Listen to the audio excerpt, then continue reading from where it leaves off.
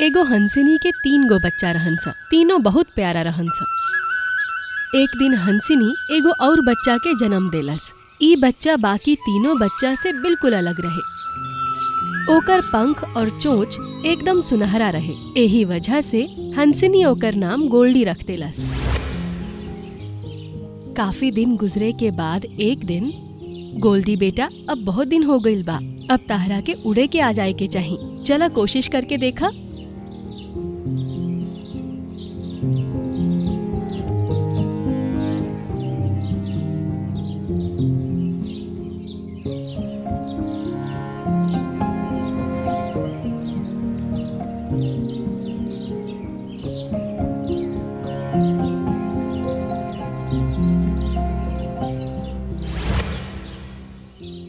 अरे मम्मी, हम कितना भी पंख हवा में फड़फड़ा ली, ऊपर उठी नहीं की पावत। हमार पंख असली सोना के बनल बा, यही खातिर शायद हम जिंदगी भर न उड़ सकम। गोल्डी उदास होके बोललस। ओही वक्त दूगो गिद्ध शिकार ढूंढत ढूंढत वहाँ पहुँच गइलन स। अरे वाह, ई पूरा परिवार त दिखही में बड़ा टेस्टी लागता। मजा आ जाई। ओकनी के देख के हंसिनी और बाकी तीनों बच्चा बहुत डरा गइलन स। लेकिन गोल्डी ओकनी के सामने आके खड़ा हो गई। तू लोग हमार मम्मी और हमार भाईयन पे गलत नजर मत डाला जा, ना तो अच्छा ना हो ये कर अंजाम।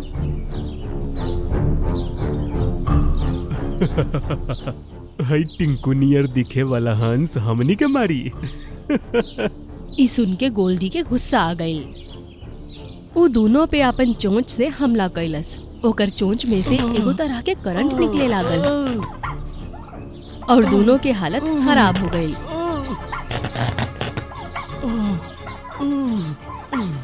अरे ई का होता? अरे ई त करंट मार रहल बा। दोनों वहाँ से भाग गइलन स और पूरा परिवार खुश हो गई। एकर मतलब बा कि तहार चोंच जादुई हा। जब तू गुस्सा में होखेला त एकरा में से करंट निकलेला। ई सुन के गोल्डी खुश हो गई और कहलस, चला अच्छा बा, हम उड़ नहीं की सकत, पर अपन परिवार के हमेशा रक्षा कर सकेनी हम। अगला दिन हंसिनी गोल्डी के अकेला छोड़ के आपन बाकी के तीनों बच्चा के साथ खाना ढूंढे निकलल।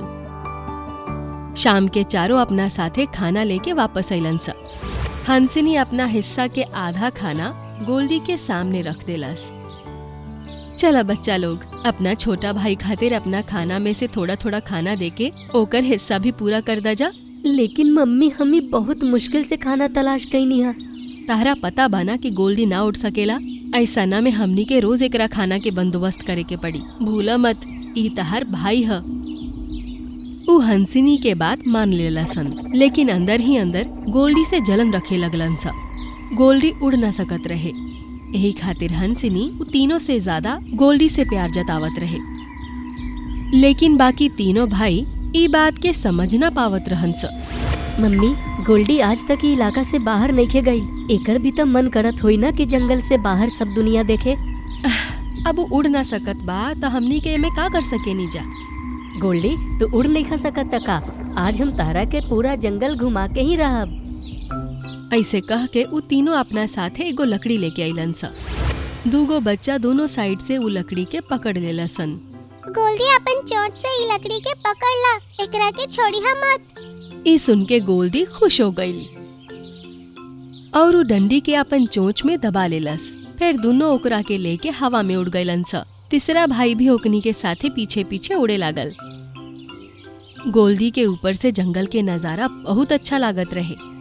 जंगल के बीचों बीच एगो बहुत बड़ा कुआं रहे। ऊ कुआं के गहराई आज तक कोई ना पता लगा पावल रहे।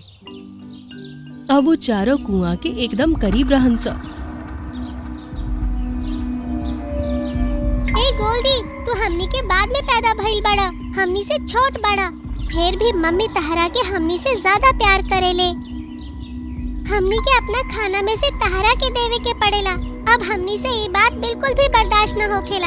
अब तहरा के ठिकाने लगावे के अलावा हमनी के लगे कोनो रास्ता नहीं खे। दोनों भाई डंडी के छोड़ देलन और गोल्डी नीचे कुआं के अंदर गिरे लागल।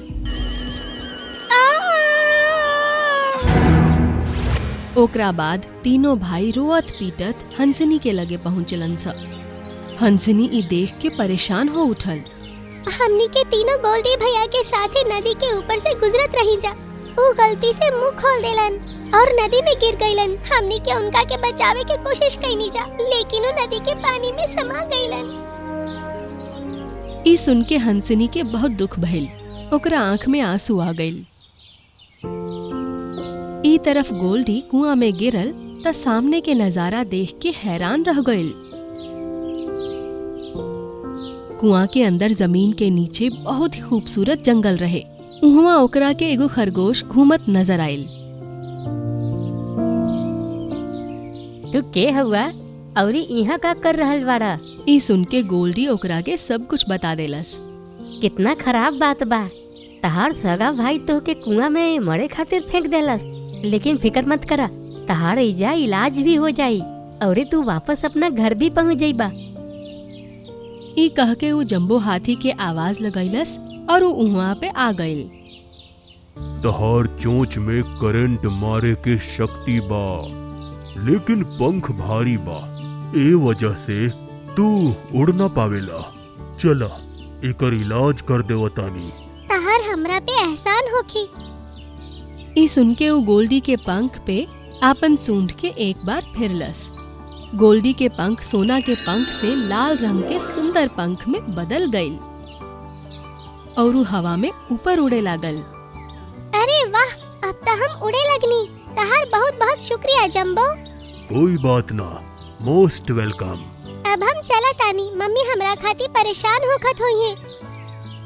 ओकनी से विदा लेके वो अपन घर के तरफ उड़ गइल।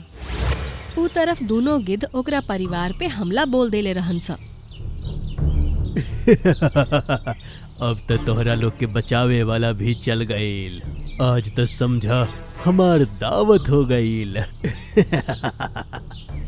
काश हमनी के गोल्डी के कुएं में मरे खातिर ना छोड़ती जा। आज हमनी के दोनों गिद्धन से हिफाजत करित। ई तू लोग का कहता राजा? हाँ मम्मी, हमनी के माफ कर दा। हमनी के अपन भाई से जरत रही जा, यही खातिर हमनी के ओकरा के मारे खातिर कुआं के अंदर फेंक देनी जा। अब हमनी के अपन गलती पे पछतावा होखता। अब मरे खातिर तैयार हो जा। तू लोग हमरा होखत हमार बच्चा के हाथ भी न लगा सकेला जा। ई कह के हंसनी अपन बच्चन के सामने खड़ा हो गई। कोई बात ना, पहले तोहके ही खा लेवतनी। वो दोनों ओकरा तरफ बढ़े ही वाला रहन सा कि तभी वहाँ पे गोल्डी ओकनी के सामने आके खड़ा हो गई। अरे बाप रे, ये वापस कैसे आ गई? वो दोनों के ऊपर एक एक करके अपन जादुई चोंच से हमला कैलस और ओकरा से खूब करंट छोड़लस। दोनों गिद्धन के करंट खा के हालत खराब हो गई। भागा भागा भागा यहाँ से, ना तो ही करंट लगा के हमनी के मुआ दी। दोनों उहाँ से चीख पुकार करत करत भाग गईलन सा। भैया हमनी के माफ कर दा। हमनी के तहरा के उहवा मरे खातिर छोड़ देनी जा, और अगर आज तू ना आईता तो हमनी के अपन जान से हाथ धो बैठती जा। हमार प्यारा भाई लोग, तहरा लोग के गलती से ही हम आज उड़े सीख पैनी हा। हम तहरा लोग के माफ कर देनी। हमार प्यारा बच्चा हमरा गले लग जा। हंसनी ओकरा के गले से लगा लेलस। फिर गोल्डी ओकनी के सब कहानी सुना देलस। ऊ दिन के बाद सब खुशी खुशी एक साथ रहे लगलन सा।